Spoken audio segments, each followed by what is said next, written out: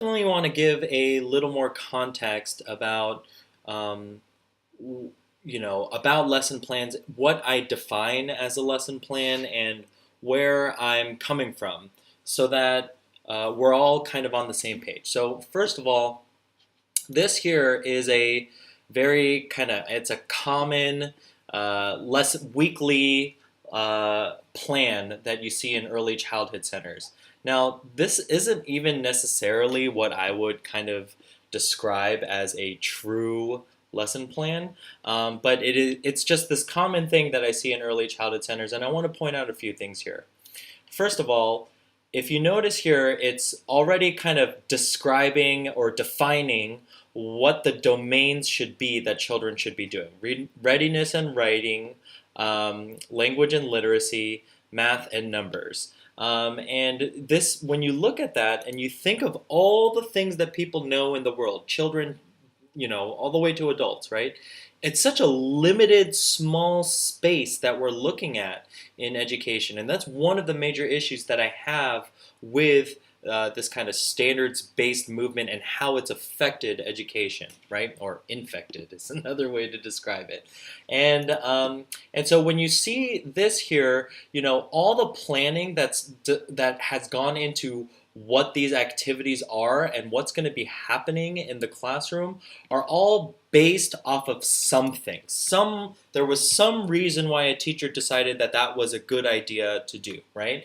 And a lot of times it's either linked to some sort of developmental milestone, a developmental domain, or some kind of learning objective or a learning standard. And so the thing to think about with that is that when we're starting with a standard and designing off of that, that is just a very behaviorist way to go about doing things. And here, let me explain. So and this is okay, so when you look at standards, it starts here, right? What do students need to know, understand, be able to do? And that question is not answered by you, it's answered by other people far away, somewhere else, right? And they're deciding what all children need to be able to do and understand, which is just preposterous, right? And so then they come up with some way to assess it, right? Because if you're going to be doing this, you also need to have a way to assess whether they're meeting those standards. And then you do your instruction. They put in the formative assessment, right? You do your instruction, and then you plan on how you're going to improve or repair or adjust their thinking so that they can demonstrate their learning better, right? And then you do some more instruction and intervention, and then you assess it, and it should link back to the standards. And in this is the traditional model. This is or I shouldn't even say traditional, it is the pervasive model that you see everywhere. When most people think about teaching, this is what they think of. This is what they think teaching looks like. And what I'm trying to kind of convey is that there are very, very different ways than this. This just happens to be the one that is just going on all over the place. And so what happens in this, right? When we teach in this style, what we end up doing is we teach conformity, right? All children have to conform to these standards. They're saying all children all over the country, no matter what, at a certain age, at a given age, because they group people by age, that they need to understand some body of knowledge. And so that's not necessarily 21st century thinking. That's not what we need. We don't need people to conform. We need people to be creative and to collaborate and to solve really big, complex problems and work together in groups, right?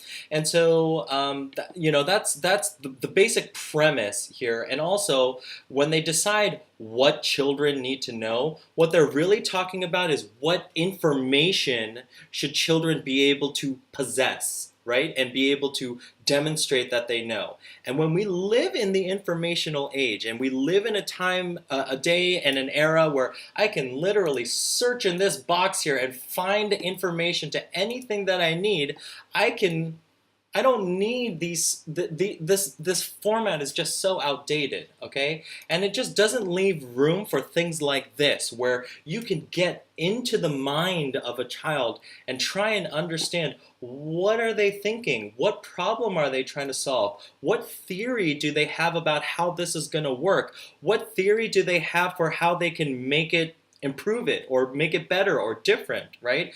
Thinking generatively, thinking creatively. There's no room for this kind of teaching when we're following that standards-based format, right? And so here's an example here from a local preschool, the Tulip Tree Preschool, on their blog, and it's just a nice little simple way to look at this, right?